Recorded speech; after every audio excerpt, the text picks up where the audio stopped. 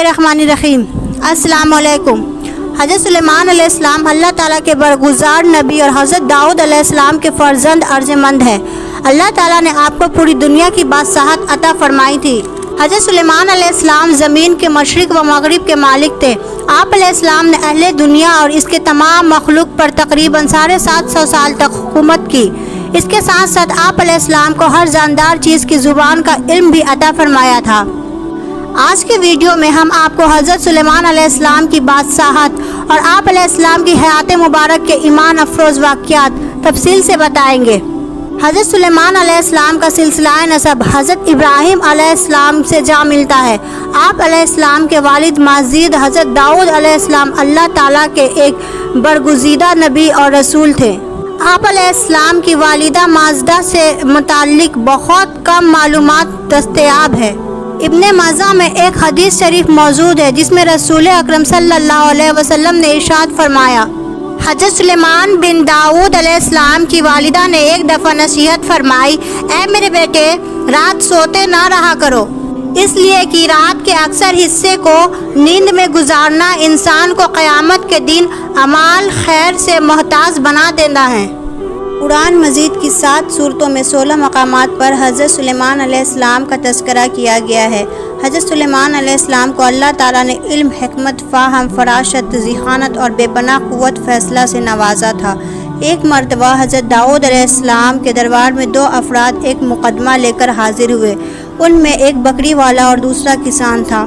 किसान ने दावा किया कि इस शख्स की बकरियां ने मेरे खेत में घुसकर उसे तबाह और बर्बाद कर डाला। हज़रत दाऊद अलैहिस्सलाम ने अपने इल्म और तजुर्बे के पेश नज़र फ़ैसला दिया कि खेती का नुकसान बकरियों के रेवड़ की कीमत के बराबर है, लिहाजा बकरियों का पूरा रेवड़ बतौर तावान मुद्दई को दे दिया जाए। फ़रीक़ैन अदालत से बाहर निकले तो दरवाजे पर 9 उम्र हज़रत सुलेमान अलैहिस्सलाम से मुलाकात हो गई। उन्होंने मुकदमे के बारे में दरियाफ़त किया और फैसला सुनकर दोनों को लेकर वालिद माजिद के खिदमत में हाजिर हुए।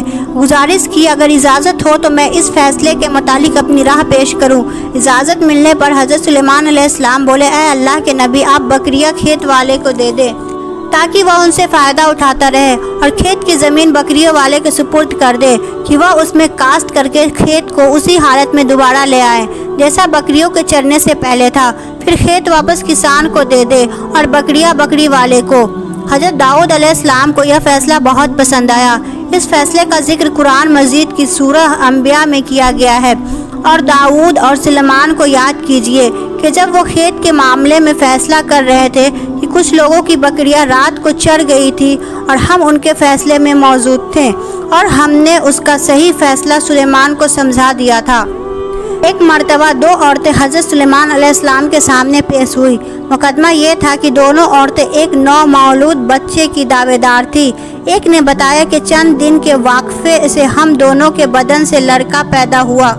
दूसरी औरत के बच्चे को भेड़िया ले गया। उस औरत ने एक मंसूबे के तहत मेरे बच्चे को उठा लिया है और मशहूर कर दिया कि भेड़िया मेरे बच्चे को ले गया है। हज़रत सुलेमान अलैहिस्सलाम ने जल्लाद को हुक्म दिया कि तलवार से बच्चे के 2 टुकड़े कर दे और बच्चा दोनों औरतों में आधा आधा तकसीम कर दिया जाए। ये अजीबो गरीब फैसला सुनने के बाद बच्चे की असल माँ तरफ उठी। बेकरारी की आलम में उसने रोकर कहा, नहीं नहीं, ये बच्चा उसी औरत का है, उसे दे दिया जाए। हज़रत सुलेमान अलैहिस्सलाम ने ममता के जज्बे से सरसार असली माँ को उसका बच्चा दिला दिया।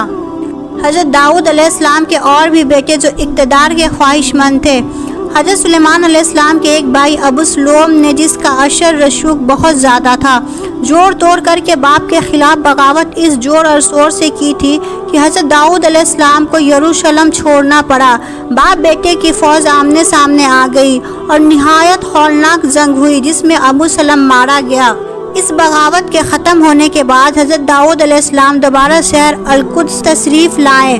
फिर हज़रत दाऊद अलैहिस्सलाम की उम्र के आखिरी हिस्से में दूसरे बेटे अदुबेर ने तख्त शाही हासिल करने के लिए फ़ौज कसी कर दी। इन 2 बगावत के बाद हज़रत दाऊद अलैहिस्सलाम ने वज़ीर आज़म और अराकीन सल्तनत के मशवरे से हज़रत सुलेमान अलैहिस्सलाम की तख्त नशीनी का ऐलान कर दिया। हुक्मरान बनने के बाद हज़रत सुलेमान अलैहिस्सलाम ने अपने भाइयों को माफ़ कर दिया। حضرت سلیمان علیہ السلام نے دعا مانگی، اے میرے پروردگار میری مغفرت فرما اور مجھے ایسی بادشاہی عطا کر جو میرے بعد کسی کو بھی میسر نہ ہو، بے شک تو بڑا عطا فرمانے والا ہے۔ حضرت سلیمان علیہ السلام کی یہ دعا دین کے غلبے کے لیے تھی، چنانچہ اللہ تبارک و تعالیٰ نے دعا قبول فرمائی اور انہیں عظیم و شان حکومت عطا فرمائی۔ آپ علیہ السلام پوری دنیا کے بادشاہ بن گئے، دنیا کی ہر شے آپ کی مطیع اور فرما بردار ہو گئی۔ آپ علیہ السلام ہوا کو حکم دیتے تو وہ مہینوں کا سفر گھنٹوں میں طے کر دیتی، چرند پرند ہر حکم کی تابعداری کے لیے حاضر ہوتے، شرکس جنات ہر وقت ہاتھ باندھے احکامات کے بجاوری کے لیے تیار رہتے اور شیاطین زنجیروں میں جکڑے رہتے۔ حضرت خواجہ بصری رحمۃ اللہ عنہ فرماتے ہیں کہ ہوا کے مشور کرنے کا واقعہ حضرت سلیمان علیہ السلام کے ساتھ اس وقت پیش آیا جب آپ اپنے لشکری گھوڑے کے معائنے میں مصروف تھے۔ اسی اثنا میں آپ کی عصر کی نماز فوت ہو گئی۔ کیونکہ اس غفلت کا سبب گھوڑے بنے تھے، لہٰذا آپ علیہ السلام نے اپنے ان خوبصورت اور بے شبہ گھوڑے کو ذبح کر دیا۔ حضرت سلیمان علیہ السلام نے جب اپنی سواری کے جانور قربان کر دیے تو اللہ تعالیٰ نے انہیں اس سے بہتر سواری عطا فرما دی اور ہوا کو مشور کر دیا۔ حضرت سلیمان علیہ السلام اراکین سلطنت اور لشکر کے ہمراہ تخت پر بیٹھ جاتے اور جدھر آپ کا حکم ہوتا ہوائیں بھی اسی طرف اتنی تیز رفتار سے لے جاتی کہ 1 مہینے جتنی مسافت صبح سے دوپہر تک ایک منزل میں طے ہو جاتی، اور پھر اسی طرح 1 مہینے کا مسافت دوپہر سے رات تک طے ہو جاتی۔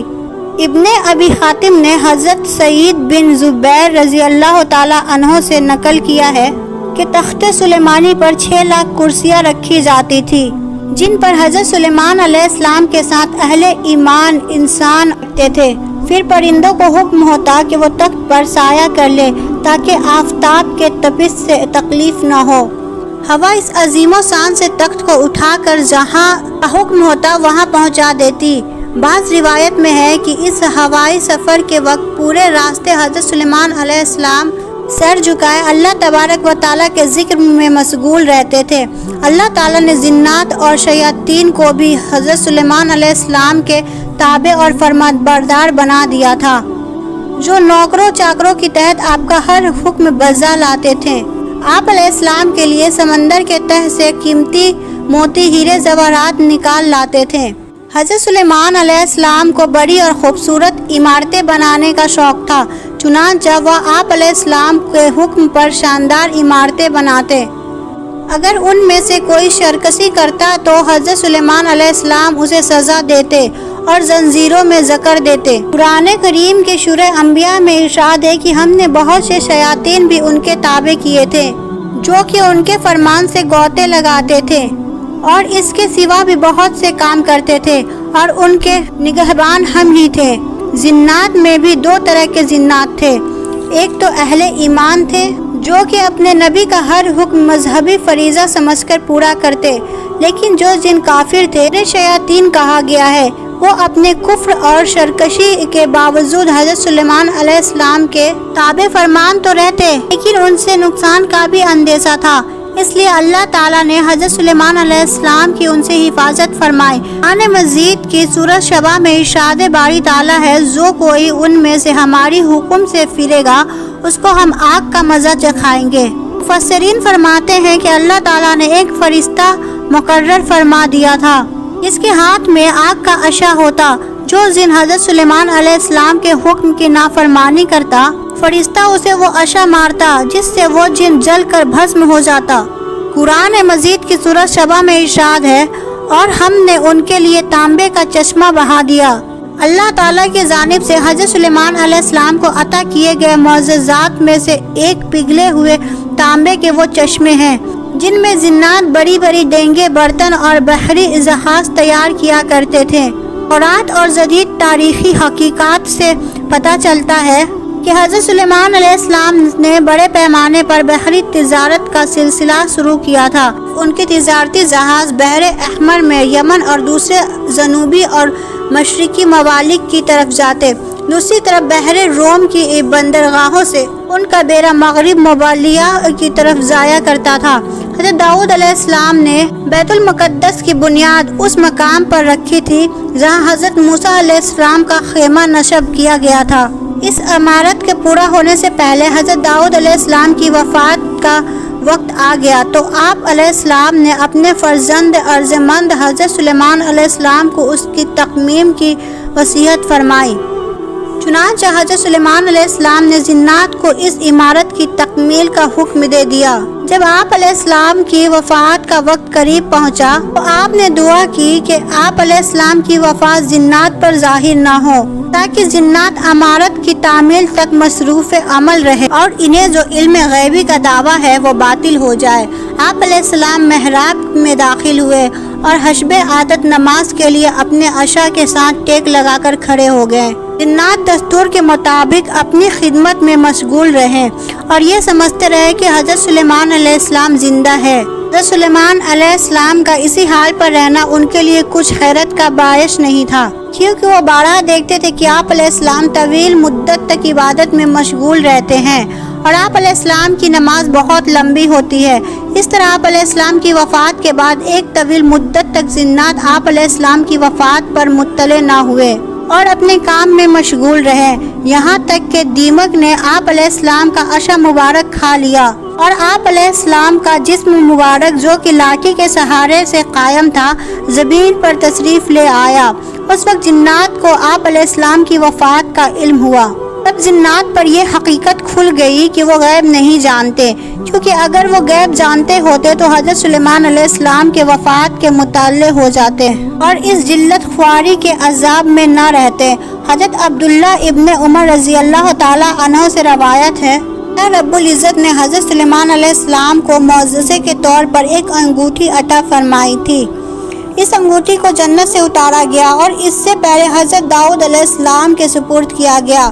پھر حضرت داؤد علیہ السلام کے وفات کے بعد ان کے بیٹے حضرت سلیمان علیہ السلام کی ملکیت میں آ گئی۔